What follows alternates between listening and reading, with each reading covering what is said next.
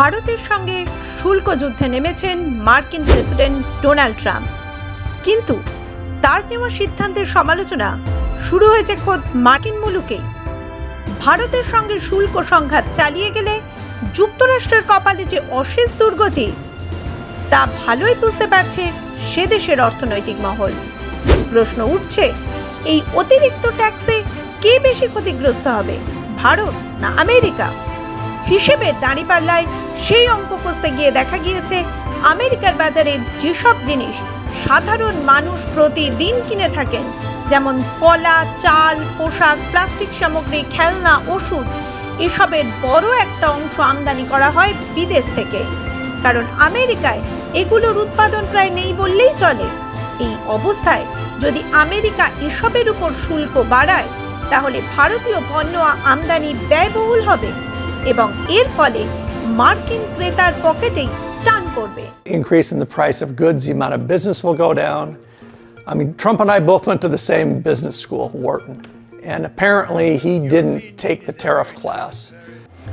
আমেরিকার supermarket chain Walmart ইতিমধ্যেই কলার দাম 10% বাড়িয়ে দিয়েছে।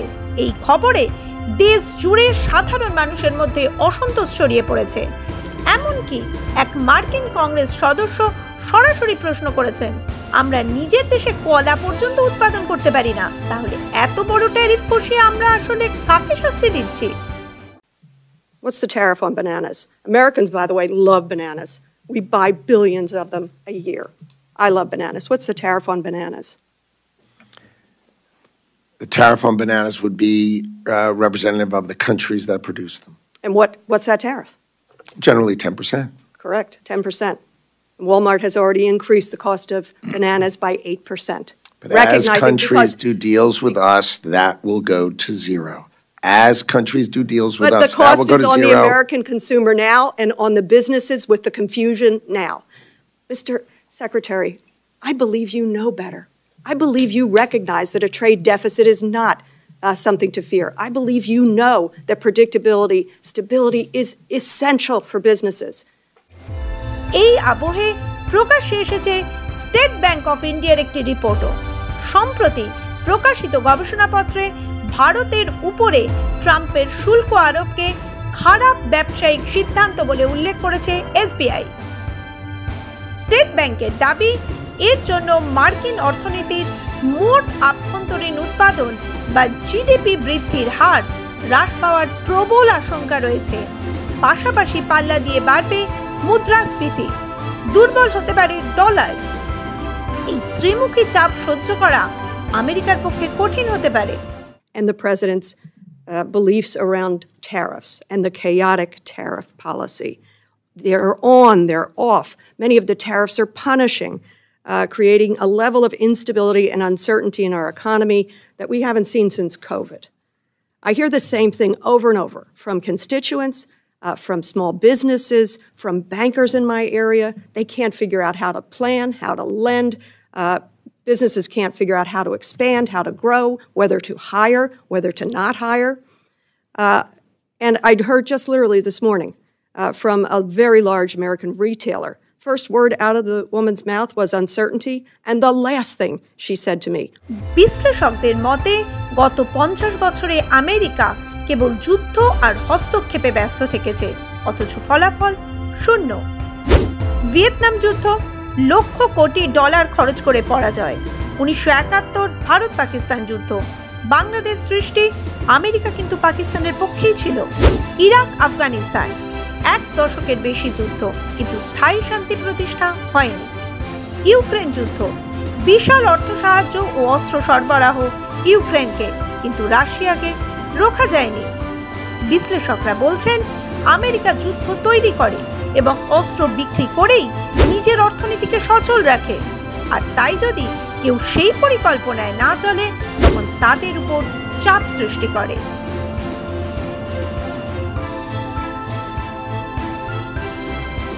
ট্রাম্পের শুল্ক নীতির জন্য যুক্তরাষ্ট্রের লাফিয়ে লাফিয়ে বাড়বে নিত্য প্রয়োজনীয় জিনিসের দাম। ফলে স্বল্প সময়ের মধ্যে আমেরিকার বার্ষিক গৃহস্থালির খরচ গড়ে বৃদ্ধি পাবে $2,400। সেক্ষেত্রে কম আয়ের পরিবারগুলির বছরে অতিরিক্ত $1,300 পর্যন্ত ব্যয় বৃদ্ধি হতে পারে। বেশি আয়ের পরিবারগুলির ক্ষেত্রে এই ধাক্কার অঙ্ক দাঁড়াবে $5,000। এর ফলে আমেরিকায় গৃহযুদ্ধের পরিস্থিতি তৈরি হতে পারে বলে আশঙ্কা। All the tags have these bottom pieces ripped off, but then you find one with the bottom still on, $10.98. The price is raised to $11.98. বৈদ্যুতিন সরঞ্জাম, রত্ন ও অলংকার এবং ওষুধের ক্ষেত্রে ভারতের উপর অনেকটাই নির্ভরশীল আমেরিকা। এতদিন পর্যন্ত এই সমস্ত পণ্যে কোনো শুল্কই নিত না যুক্তরাষ্ট্র সরকার, কিন্তু ট্রাম্পের নতুন নীতিতে এগুলির উপরে চাপবে অন্তত 25% শুল্ক। সেক্ষেত্রে মার্কিন বাজারে ওষুধের দাম 47% পর্যন্ত বৃদ্ধি পেতে পারে। বৈদ্যুতিন সরঞ্জাম 21% পর্যন্ত দামি হওয়ার আশঙ্কা রয়েছে। স্বাভাবিকভাবেই সেই বর্ধিত মূল্য চোকাতে হবে মার্কিন আমজনতাকে। ওষুধের মতো জীবনদায়ী পণ্যের ক্ষেত্রে শুল্কের চাপ মারাত্মক আকার নিতে পারে। মার্কিন বাজারে এর ঘাটতি তৈরি হলে শুরু হবে ব্যাপক কালোবাজারি।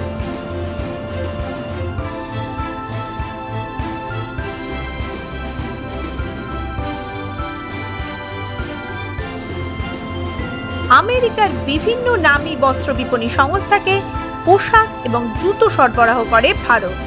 সেই তালিকায় নাম রয়েছে the Gap incorporated, Pepe jeans, Walmart incorporated, Costco wholesale corporation. ট্রাম্পের শুল্কের কারণে বর্তমান textile limited, Welspun living limited, Indo Count industries limited এবং অরবিন্দ ফ্যাশনস লিমিটেডের মতো ভারতীয় সংস্থাগুলি বাধ্য হয়েই কাপড়ের দাম বাড়াবে। এর ফলে বেশি টাকা দিয়ে জামা কাপড় কিনতে হবে মার্কিন বাসিন্দাদের।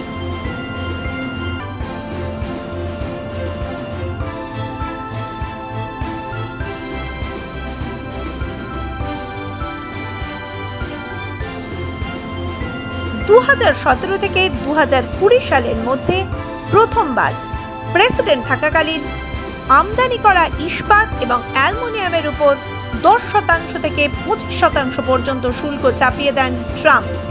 এর ফল হয় হিতে বিপরীত। ওই সময় আমেরিকার ঘরোয়া বাজারে ওয়াশিং মেশিন ও রেফ্রিজারেটর থেকে শুরু করে একাধিক পণ্যের দাম অস্বাভাবিক হারে বৃদ্ধি পায়। ফলে ওই সমস্ত বৈদ্যুতিন সরঞ্জামের বিক্রির সূচক হঠাৎ করে অনেকটাই নেমে গিয়েছিল।